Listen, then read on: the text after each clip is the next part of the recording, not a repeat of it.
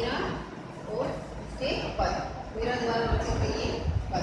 तो स्टूडेंट्स इस लेसन को कंप्लीट कर चुके हैं। कल हम इस लेसन के बारे में समझा था कि क्या कहा गया है इस कविता में। तो आज हम करेंगे इसके प्रश्न। सबसे पहले प्रश्न नंबर 1, मीरा कृष्ण की उपासना किस रूप में करती है, वह रूप कैसा है? तो स्टूडेंट्स आप सबने जब भी आप इस प्रश्न को याद करते हैं तो एक एक लाइन से भी आपने उनके बहुविकल्प प्रश्न को बनाना। लेकिन जैसे एक प्रश्न से बनता है कि मीरा कृष्ण की उपासना किस रूप में करती है, तो उत्तर क्या रहेगा? मीरा कृष्ण की सगुण रूप उपासना करती है। तो क्या आ जाएगा इसका? सगुण रूप उपासना। दूसरा पूछा गया है कि वह रूप कैसा है? मीरा की कृष्ण का रूप मन को मोहने वाला। यानी 1 लाइन क्वेश्चन, यहाँ से हर क्वेश्चन में कई 1 लाइन क्वेश्चन निकलते हैं, आपको उनको ध्यान में रखते हुए इसको याद करना। वे गोवर्धन पर्वत को धारण करने वाले हैं, उनके सिर पर मोर का मुकुट विराजमान है। मीरा उन्हें अपना पति मानती है। वे मीरा के सर्वस्व यानी वो मीरा के सब कुछ है। उनके अतिरिक्त मीरा संसार में किसी को भी अपना नहीं, यानी मीरा वो दूसरे कृष्ण की भक्ति किस रूप में करती है? वो सगुण रूप में भक्ति करती है। और मीरा के जो कृष्ण का रूप है वो मन को मोहने वाला है। जो वे क्या है? गोवर्धन पर्वत को धारण करने वाले हैं, सिर पर मुकुट को धारण करते हैं। मीरा उन्हें अपना मानती है, उनके अलावा मीरा किसी को भी अपना नहीं। प्रश्न नंबर नेक्स्ट देखिए, लोग मीरा को बावी क्यों कहते हैं?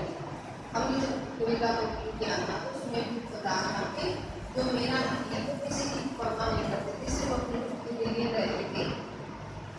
लेकिन मीरा कृष्ण देव प्रेम में रंग रहती थी, उसको किसी के बारे में कोई ध्यान नहीं रहता था कि कौन उसके बारे में क्या कहता है, क्या समझता है।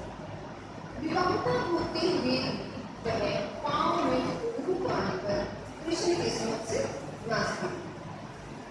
मीरा कृष्ण को पति रूप में स्वीकार करती है।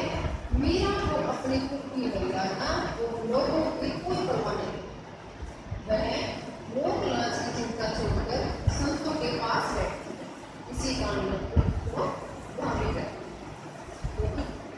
जो मीरा है उनका विवाह जो राजा राणा उनके साथ हो गया था, लेकिन वो श्री कृष्ण को भी अपना पति मानती थी और उनको पैदा होते हुए उन मानकर श्री कृष्ण की जो मूर्ति में उनकी समझ को नाचती थी। तो लोगों जो मर्यादा की, जो इलाज की, जो लोगों की कोई उसको परवाह नहीं, इसलिए लोग उसको बांध करते। तो अब हम करेंगे उसका समझ।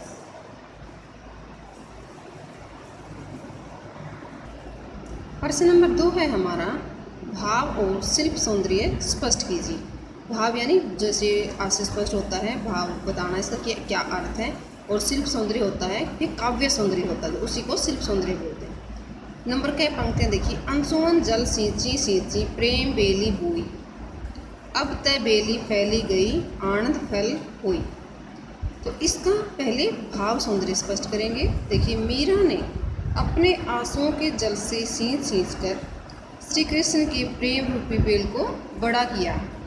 अब कृष्ण प्रेम की बेल फैल गई है और उसमें आनंद रूपी फल लगने लगे।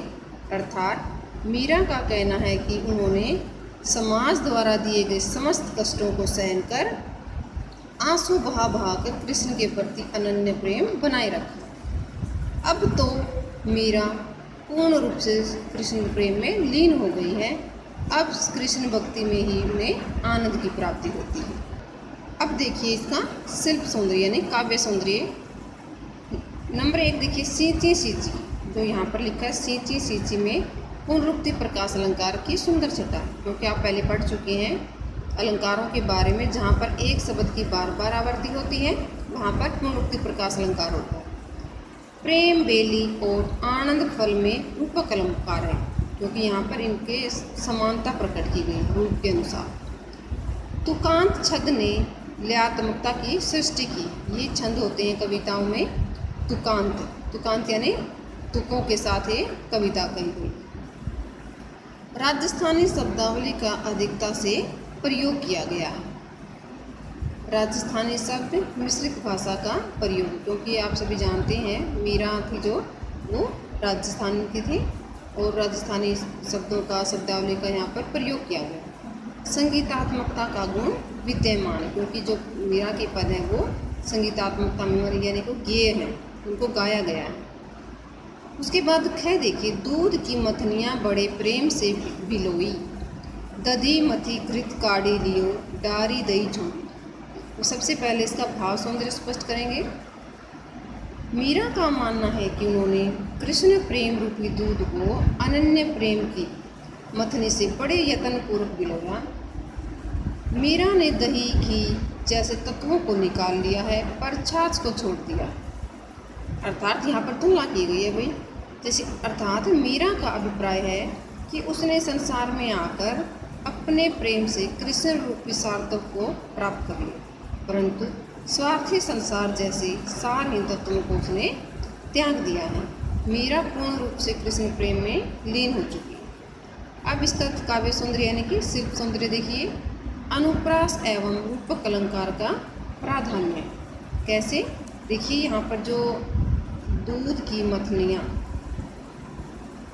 बड़े प्रेम से बिलोई, दधी मथी घृत, यानी ध की आवृत्ति है यहाँ पर भी द की और थ की आवृत्ति है, तो यहाँ पर अनुप्रास अलंकार हो गया।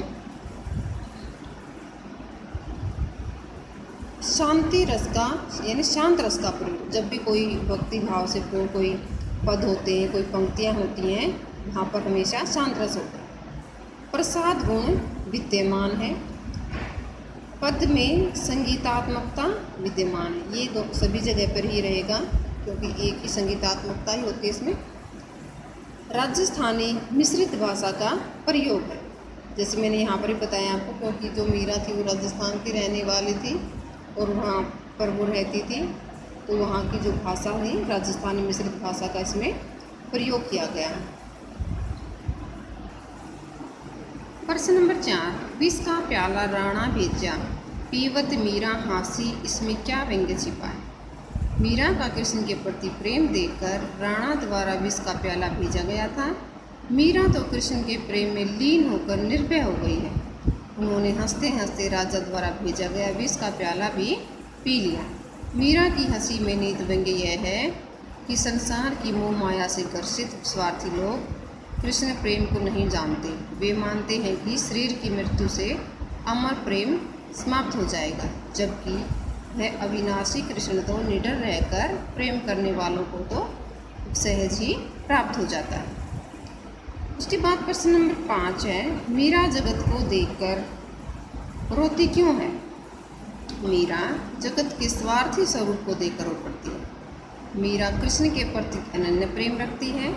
वह समर्पण भाव से कृष्ण को पति मानकर भक्ति करती है। जगत के लोग मीरा को बावरी मानकर उन्हें कृष्ण से दूर करने का प्रयास करते रहते हैं। मीरा को संतों का संग अच्छा लगता है।